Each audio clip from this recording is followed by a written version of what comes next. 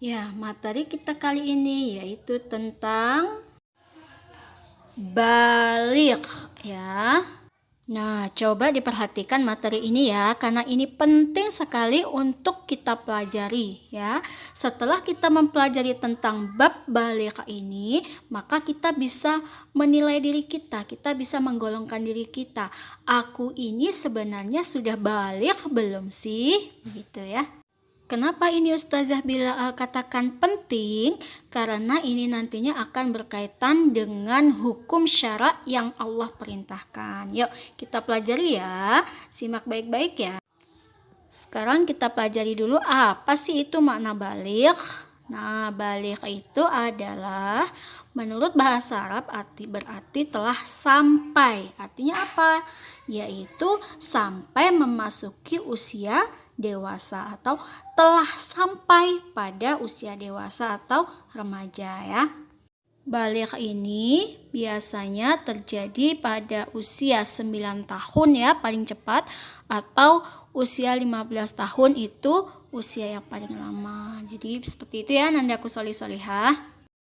Adapun dalam fikih Islam, balik itu sendiri yaitu batasan seseorang untuk memulai atau dia terbebani oleh kewajiban-kewajiban hukum syara gitu ya. Jadi ketika sudah balik berarti orang tersebut sudah dibebani oleh hukum syara yang wajib dia laksanakan. Selanjutnya kita akan belajar tentang tanda-tanda balik. Nah ya, apa saja sih tanda-tanda balik ini? Nah, boleh simak ya. Tanda balik yang pertama yaitu ihtilam. Apa itu ihtilam? Nah, ini bagi laki-laki ya, bagi ikhwan, yaitu ihtilam itu adalah keluarnya cairan dari kemaluan. Nah, jadi dari kemaluan itu akan keluar cairan, bukan pipis ya, cairannya ya. Dia sama seperti pipis tapi bukan pipis ya. Itu biasanya disebut dengan air mani. Nah, jadi air mani itu keluar dari kemaluan ikhwan. Dia itu bisa dalam kondisi tidur ya, artinya dia bermimpi, atau juga dalam kondisi terjaga atau dia dalam keadaan sadar ya. Jadi bisa saja air mani ini keluar dalam kondisi mimpi atau juga dalam kondisi sadar ya. Jadi keluarnya mani dari kemaluan itu salah satu tanda-tanda balik, bukan salah satu, itu adalah satu tanda balik ya. Ada lagi nih tanda balik yang lainnya, apa aja sih?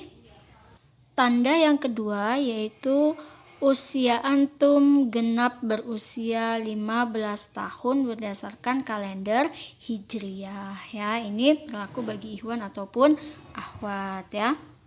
Kemudian yang selanjutnya adalah keluarnya jakun ya. Bagi ikhwan ya, jakun itu adalah benjolan yang ada di leher itu ya.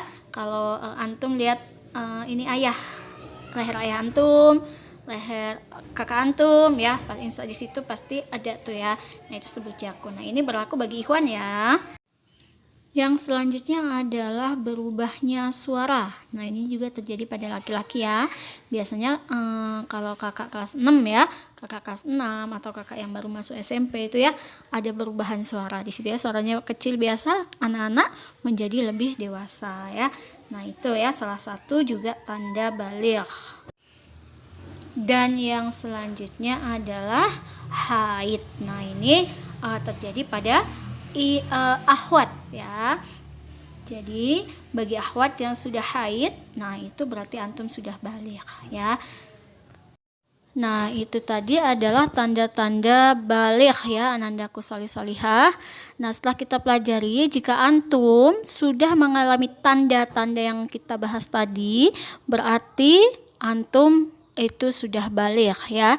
Jadi setelah kita mempelajari, antum lihat diri antum, aku sudah pernah mengalami tanda-tanda itu belum ya? Kalau sudah berarti antum sudah balik ya, anandaku solihah.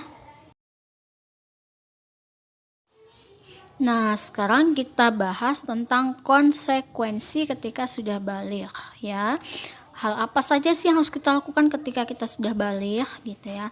Nah, anandaku yang solih-solihah, ternyata balik itu adalah indikasi ataupun indikator ataupun tanda di mana seseorang itu dia sudah terbebani yang namanya hukum syariat Islam gitu ya. Sehingga apa? Dia mau nggak mau harus terima konsekuensinya gitu ya. Apa itu? Jadi konsekuensinya adalah dia harus melaksanakan hukum syara ya. Orang yang terbebani oleh syariat Islam itu tadi biasa kita sebut dengan mukallaf ya. Nah, jadi para mukallaf ini dia artinya dia itu sudah siap menjalankan apa yang diperintahkan oleh Allah dan menjauhi apa yang dilarang oleh Allah gitu ya.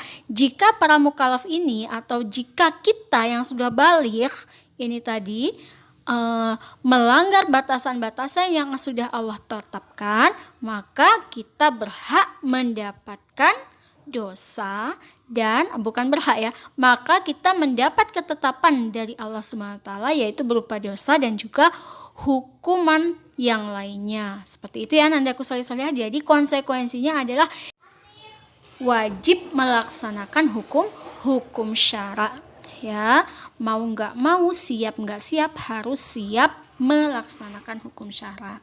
Contohnya apa? Misal, contohnya hal seperti sholat.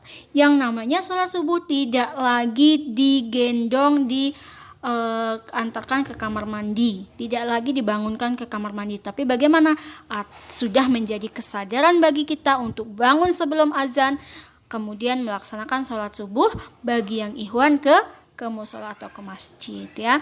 Bagi yang awat, jika keluar rumah tidak lagi diingatkan untuk menutup aurat, tetapi antum sudah menjadi kesadaran antum bahwa itu adalah kewajiban saya.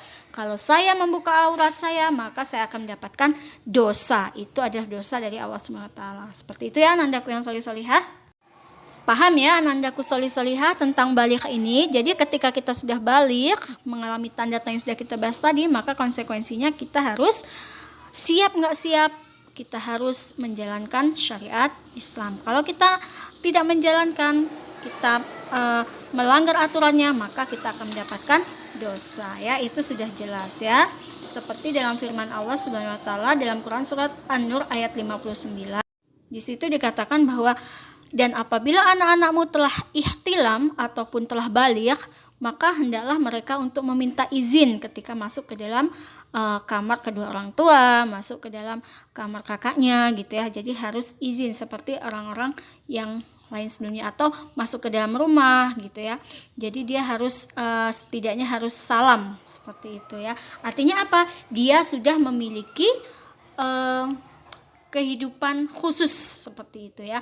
Ada aurat yang harus dia jaga, apalagi akhwat ya.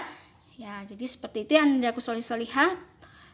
Cukup sekian bab tentang baligh. Lebih dan kurangnya ustazah mohon maaf ya. Nanti kalau ada kesempatan kita di sekolah kita bahas ulang. Ustazah akhiri. Wassalamualaikum warahmatullahi wabarakatuh.